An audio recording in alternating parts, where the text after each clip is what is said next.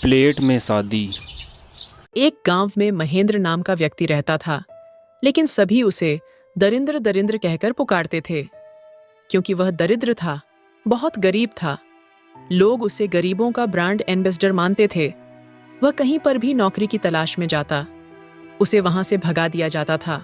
हम तुम्हारे जैसे मनहूस को अपनी कंपनी में नहीं रख सकते हैं, तुम जाओ यहां से। महेंद्र सुबह सुबह अगर घर से बाहर निकलता, अगर किसी से उसका सामना हो जाता, तो वह उसे ताने देने लगता। अरे बाप रे, सुबह सुबह इस मनहूस की शक्ल देख ली, आज तो मेरा काम होने से रहा।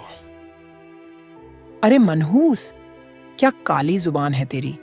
तू तो बड़ा तारीफ करता था कि मेरा पति बहुत अच्छा है, एकदम राम की तरह, अपनी पत्नी से प्यार करता है।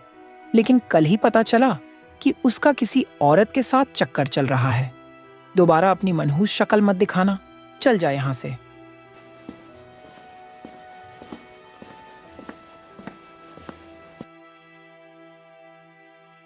अरे भाई रतन, तुम्हारे पिताजी कैसे हैं?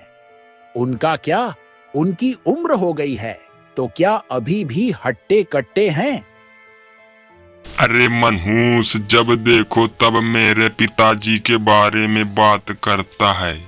तुम्हारी इस काली जुबान की वजह से कल ही मेरे पिताजी को अटैक आ गया और वह अस्पताल में भर्ती है। मनहूस कहीं का, दोबारा मेरे पिताजी के बारे में बात मत करना। इतना ही नहीं, जैसे ही वह एटीएम मशीन से पैसे निकालने के लिए एटीएम कार्ड रखता, एटीएम मशीन खराब हो जाती। जो उसके पीछे खड़ा रहता, उसे बहुत गुस्सा आता है। मैं पहले ही जानती थी कि ये मनहूस आया है, तो कुछ ना कुछ गड़बड़ी जरूर होगी, और जैसा मैंने सोचा वैसा ही हुआ। अब एटीएम खराब हो गया, हट मनहूस कहीं का। इन सब बातों से महेंद्र बहुत दुखी होता था और वो सोचता है, ये क्या, सब मुझे ही क्यों डांटते हैं? मैंने क्या किया है? हर बात पर मुझे डांटते हैं। महेंद्र ऐसे ही दुखी होता था। एक दिन महेंद्र के माँ बाप शादी के बीच वानी को बुलवाकर महेंद्र के शादी के रिश्ते के लिए कहने लगे, बाप रे, महेंद्र के लिए लड़की ढूंढूं? माफ कीजिए, ये मुझसे नहीं होगा। भाई साहब, ऐसा ना कहे। आप कहें तो मैं आपको और पैसे दूंगा। हमें दहेज भी नहीं चाहिए, बस लड़की देख ले, काफी है। ठीक है, कोशिश करता हूँ। पास के गांव में लल्लन नाम का एक गरीब आदमी रहता था। इसकी एक बेटी थी जो शादी करने योग्य थी। उसका नाम लक्ष्मी था। वह सारा गांव एकदम सूखा हुआ था, वहां बारिश नहीं होती थी। वहां के कुएं, नदी, तालाब सब सूख गए थे। एक दिन शादी का बिछवानी लल्लन के घर आया। वहां उसने महेंद्र की फोटो दिखाई। लल्लन जी, ये लड़का बहुत नेक है और इन्हें दहेज भी नहीं चाहिए। इससे अच्छा रिश्ता मिलना बहुत ही मुश्किल है। वहीं लल्लन का रिश्तेदार बैठा था। उसने फोटो दिखा और बोला, बाप रे, ये तो अपने गांव में बहुत मशहूर है। इसे सब मनहूस कहते हैं, क्योंकि इसे कोई लड़की देने को तैयार ही नहीं है। तो यह दहेज ना लेने का नाटक कर रहे हैं। भाई लल्लन, सोच लो। मुझे थोड़ा वक्त चाहिए, मैं अपने स्वामी जी से पूछकर बताता हूँ। फिर वह स्वामी जी के पास जाता है, जो उसकी हर समस्याओं का हाल निकलते थे। लल्लन महेंद्र की फोटो दिखाकर उसे सारी बात बताता है। इस लड़के का फोटो देखा हूं तो लगता है कि आजकल यह बड़ी तकलीफ से गुजर रहा है, लेकिन बहुत जल्द इसकी किस्मत बदलने वाली है, जिससे इसकी सारी मुसीबतें दूर हो जाएंगी और अच्छे दिन आएंगे।